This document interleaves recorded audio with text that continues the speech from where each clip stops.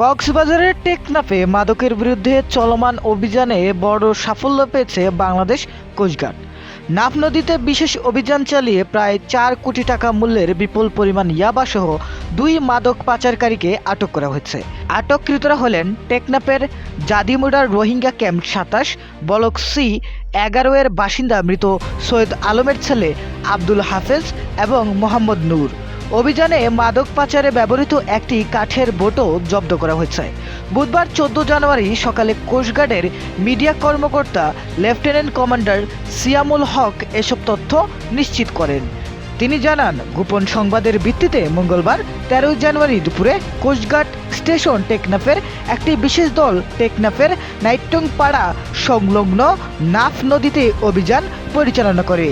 অভিযানের সময় নদীতে চলাচলরত একটি সন্দেহজনক কাঠের বোটে তল্লাশি চালানো হলে বোটের ভেতর থেকে প্রায় 3,75,00,000 টাকার মূল্যের 75,000 পিস ইয়াবা উদ্ধার করা হয়।